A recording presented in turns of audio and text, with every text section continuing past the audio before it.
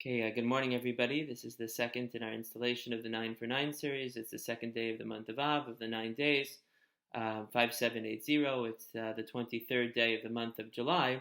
I wanted to focus this morning on a somewhat enigmatic statement that the Talmud makes in Maseches Tainis, comparing Tisha B'Av and the month of Av more broadly with Purim and the month of Adar. And I'd like to try to briefly investigate a little bit about that connection. The Gemara says, "Kishem mishanichnas Av," when Av enters, in light of the terrible day that we have of the 9th of Av, mematin b'simcha, we already begin to prepare by reducing our joy. The Gemara explains reducing our joy. To begin with, we have many practices today, including the way that we consume foods and the matters of personal hygiene and some other areas as well.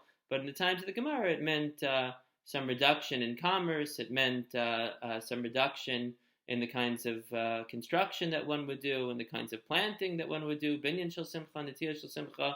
So again, a relatively light start to the month, but mimatin b'simcha nonetheless. So too, mishanichnas Adar, when Adar enters in light of the great day, not of destruction, but the opposite of salvation, of Purim, Marbin b'simcha, we slowly but surely increase our joy. And it's kind of a remarkable statement. One wouldn't necessarily think to link Purim and Tisha B'Av in any meaningful way, and yet it's part of an entire constellation of sources that really does seem to reinforce this entire notion. So just to give yet another example of this, a very striking one, is that of course we have a prohibition of creative labor on Shabbos and on Yom Tov. That's what we call the Kedushas Hayom. The sanctity of the day militates in favor of that.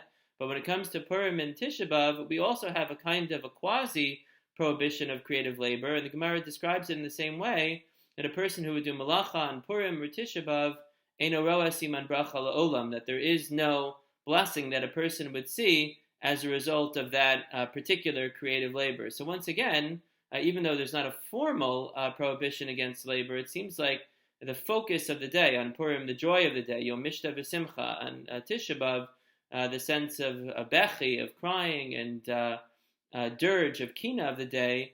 So doing malacha distracts from either theme, anything that isn't reinforcing of the theme of the day, in a roa siman bracha liolam. That's why the rabbis denigrated doing such work. So yet another connection, perhaps a further connection. Rashi notes, in the context of that statement that we just mentioned, Mishanichnas Adar Marvin B'Simcha, that it doesn't end with Purim, but it actually continues on even through Pesach. Yemei Purim v'Pesach, Rashi says, Yamim Shel Geula LiYisrael. And in fact, according to one view in the Tanaim, not the view that we follow, Mishanichnas Av Mimatin B'Simcha doesn't stop with Tisha B'Av, but continues on for the entire month. It comes to define, the day comes to define the entire month.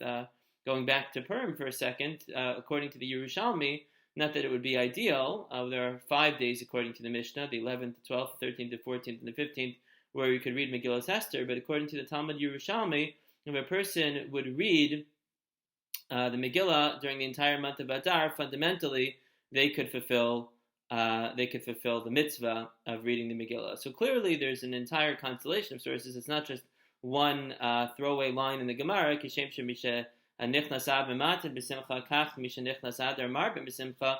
Clearly the relationship between Purim and Tisha B'Av is a very deep one and has to be understood.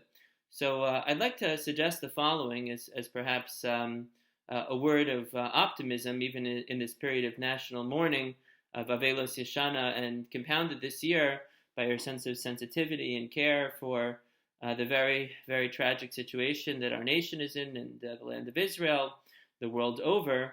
And I think that there's a very important message of hope here. If you would ask me what the essential connection is between Purim and Tisha B'Av, I would point to one word, hipuch, the idea that things turn around, v'na'afochu. In fact, that the source that the Yerushalmi quotes for the idea that you could read the Megillah during the entire month of Adar is the pasuk which says, "Hachodesh asher nehapach lahem miyagon l'simcha ume'evel liyom tov," the month that was transformed from a time of mourning to a time of celebration, from a time of yagon, from a time of despair to a time of celebration, yagon l'simcha. And so we find exactly, it's very surprising, but we find exactly the same theme when it comes to Tisha B'Av. The Navi Zechariah tells us, Tzom HaRavi, V'Tzom HaChamishi, V'Tzom HaShavi, V'Tzom HaSiri, the fasts, all four fasts that are part of the cycle of fasts that all revolve in one way or another around the destruction of the Beis HaMikdash,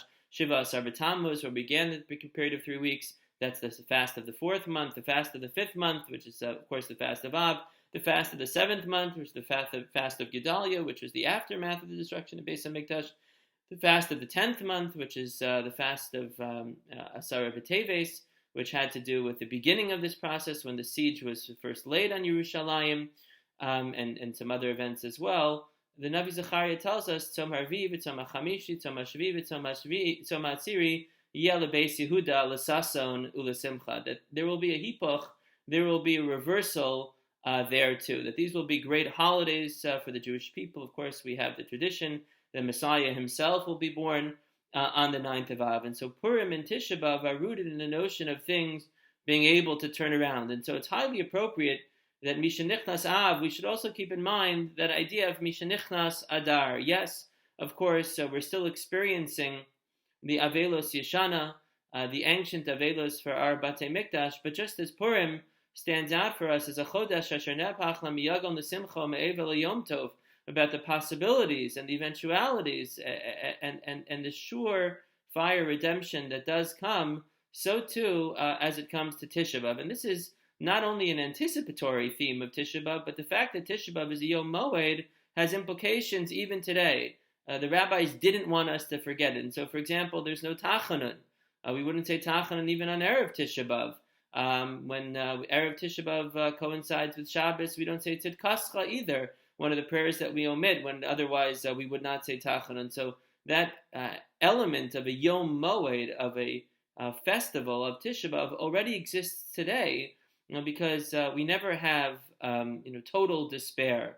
But even in our time of national darkness, the opposite of Purim, when we had La Yehudim Ha'Sa'ora, even when we sense great darkness around us, we're a people of irrepressible optimism.